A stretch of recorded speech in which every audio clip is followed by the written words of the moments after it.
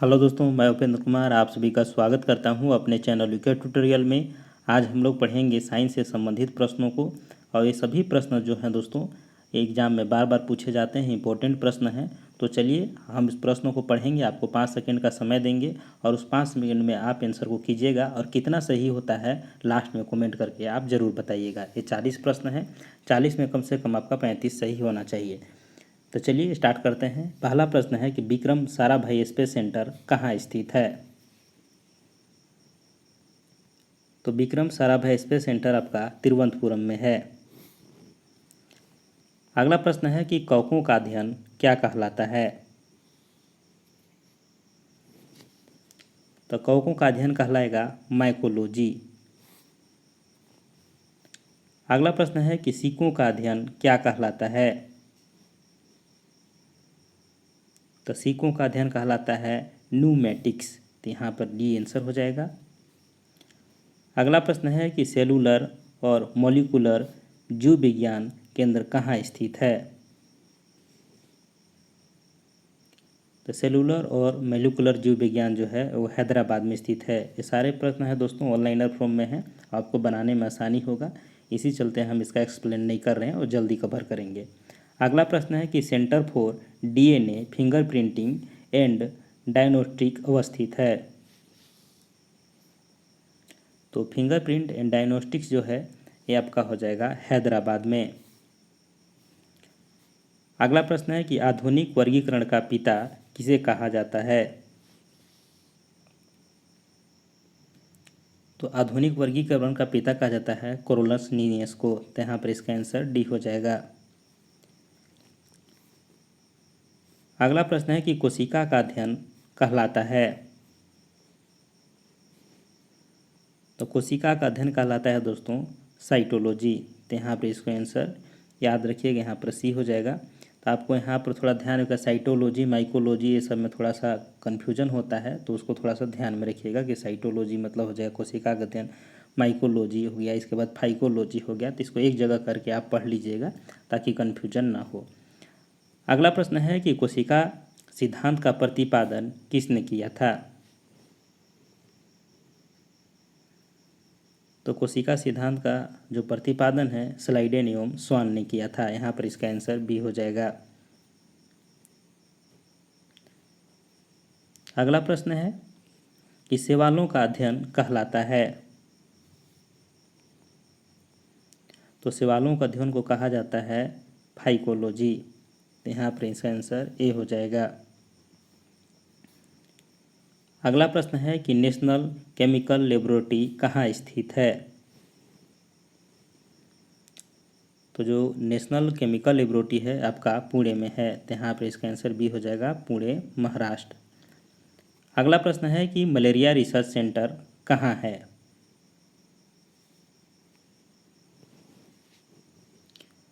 तो malaria research centre हो जाएगा आपका दिल्ली में। इसका आंसर यहाँ पर बी हो जाएगा। अगला प्रश्न है कि अंगूरों का अध्ययन या अंगूरों का उत्पादन संबंधित है। तो अंगूरों का जो उत्पादन है दोस्तों वो संबंधित है किससे, तो विटीकल्चर से। तो यहाँ पर इसका आंसर डी हो जाएगा।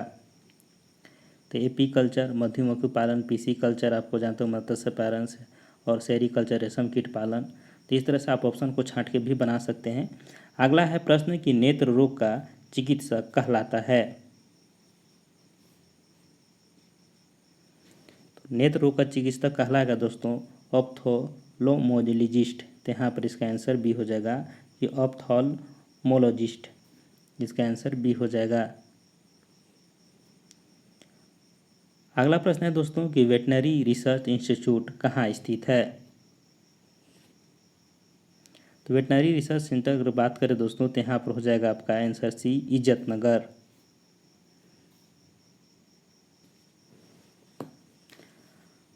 अगला प्रश्न है कि किस विज्ञान में पक्षियों से संबंधित अध्ययन किया जाता है। तो पक्षियों से संबंधित अध्ययन किया जाता है ऑर्निथोलॉजी में। तो यहाँ पर इसका आंसर बी हो जाएगा। ये सारे प्रश्न वीवीआई है दोस्तों, और ये सारे प्रश्न देखें तो एसपीडी बुक का लिया हुआ है और यहीं से आपको बनाने के लिए दिया हूँ। और तब को बनाकर कितना सही होता है ज़रूर कमेंट कीजिएगा। अगला प्रश्न है कि प्लाज्मा अनुसंधान संस्थान कहाँ स्थित है। तो जो प्लाज्मा अनुसंधान संस्थान है वो गांधीनगर में स्थित है। अगला प्रश्न है कि राष्ट्रीय डेयरी अनुसंधान संस्थान कहाँ है। तो जो राष्ट्रीय डेयरी अनुसंधान संस्थान है वो आपका हो जाएगा दोस्तों करनाल। तो यहाँ पर इसका आंसर ये हो जाएगा। तो इस तरह से आप याद रख सकते हैं।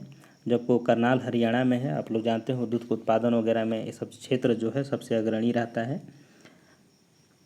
अगला है कि वायरस का अध्ययन कहलाता है। तो वायरस का जो अध्ययन होता है वायरोलॉजी कहलाता है। अगला प्रश्न है कि भाभा परमाणु अनुसंधान केंद्र यानी बार्क कहाँ अवस्थित है। तो ये अवस्थित है दोस्तों ट्राम्बे में। इसकी स्थापना कब हुआ था दोस्तों, आप कमेंट करके बताइएगा।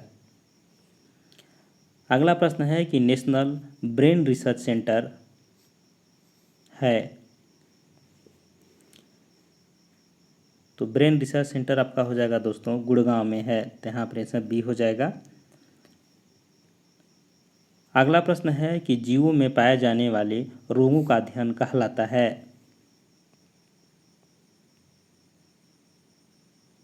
तो जीवों में पाए जाने वाले रोगों का अध्ययन अगर देखा जाए तो पैथोलॉजी कहलाता है। यहाँ पर इसका आंसर ए हो जाएगा। अगला प्रश्न है कि कीटों से संबंधित विज्ञान की शाखा कहलाती है। तो कीटों से संबंधित विज्ञान की जो शाखा है दोस्तों उसको कहा जाता है एंटोमोलॉजी। तो यहाँ पर इसका आंसर ए हो जाएगा। अगला प्रश्न है कि जीव विज्ञान शब्द का प्रयोग सर्वप्रथम किसने किया। तो जीव विज्ञान शब्द का सर्वप्रथम प्रयोग किया था लेमार्क एवं ट्रिवेरस ने। तो यहाँ पर इसका आंसर बी हो जाएगा। तो यहाँ पर थोड़ा ध्यान दीजिएगा दोस्तों कि अगर पिता पूछेगा तो अरस्तु मारेंगे कि जीव विज्ञान का पिता किसे कहा जाता है, तो अरस्तु को कहा जाता है। लेकिन शब्द का सबसे पहले प्रयोग किसने किया था, तो लेमार्क और ट्रिवेरस ने किया था। अगला प्रश्न है कि चिकित्सा शास्त्र का जनक किसे कहा जाता है। तो चिकित्सा शास्त्र का अगर जनक देखें तो हिप्पोक्रेटस को कहा जाता है। यहाँ पर आंसर बी हो जाएगा। अगला प्रश्न है कि ट्यूबरकुलोसिस रिसर्च सेंटर कहाँ अवस्थित है। तो ट्यूबरकुलोसिस रिसर्च सेंटर जो है दोस्तों वो आपका हो जाएगा चेन्नई में अवस्थित है। तो यहाँ पर आंसर सी हो जाएगा। एक क्वेश्चन यहाँ से और पूछा जाता है कि किस बैक्टीरिया से टीबी होती है। तो यहाँ पर याद रखना है कि ट्यूबरकुलोसिस माइक्रोबैक्टीरियम ट्यूबरकुलोसिस से ही होता है। तो इसको थोड़ा सा ध्यान में रखिएगा क्योंकि प्रश्न बार बार पूछा जाता है।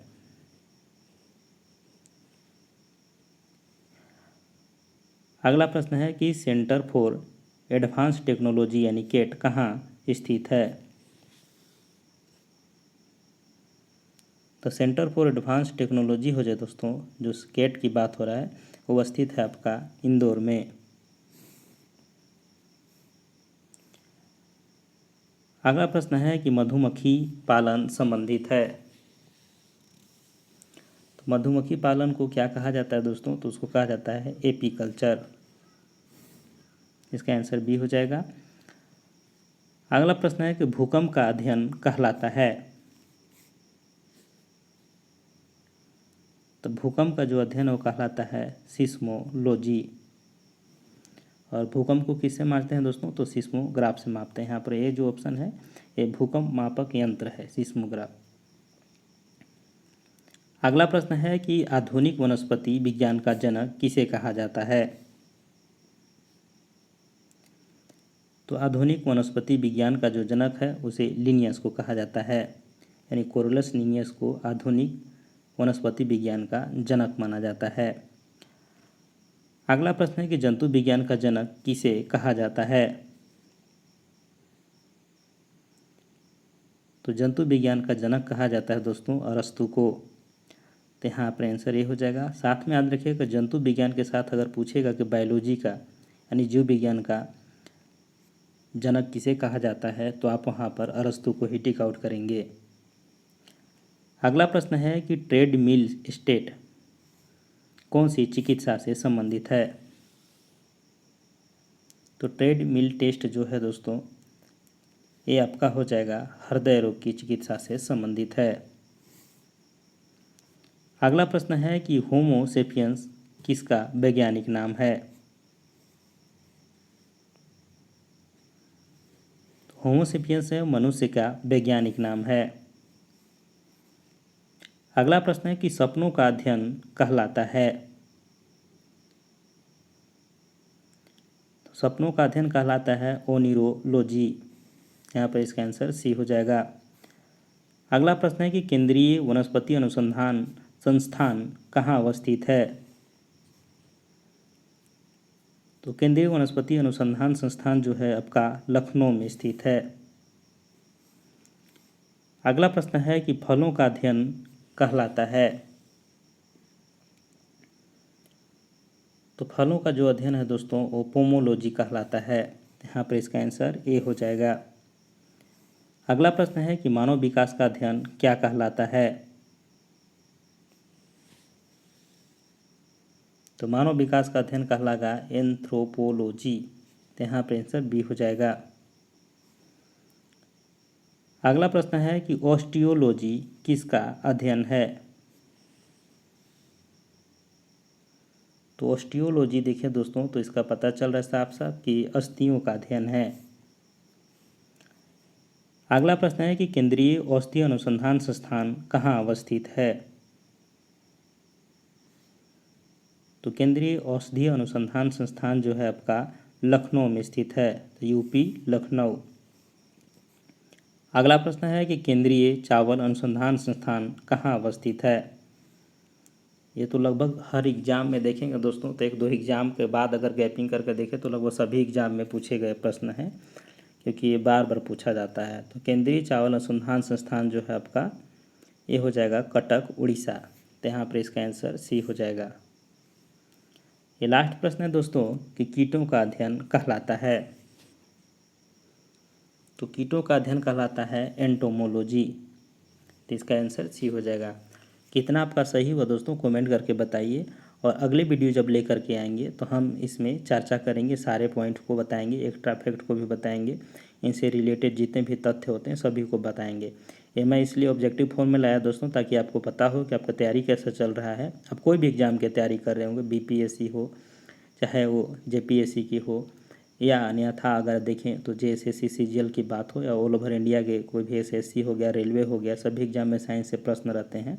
और प्रश्न लगभग सेम इसी टाइप का ट्रेंड में रहते हैं दोस्तों, कोई बदलता नहीं है। एग्ज़ाम कोई भी हो, जो भी ऑब्जेक्टिव फॉर्म में एग्जाम रहते हैं लगभग सभी में एक ही प्रकार के प्रश्न पूछे जाते हैं, और वही एक लिमिटेड एरिया है, ऐसा नहीं है कि उससे बाहर प्रश्न रहते हैं। तो आप उसको ही पढ़ना है जो एग्ज़ाम में ज़्यादातर पूछे जाते हैं, तो उसी को आप लिमिटेड एरिया में ही पढ़िए, अनलिमिटेड में मत जाइए, अन्यथा पढ़ते रहिएगा सिलेक्शन नहीं हो पाएगा।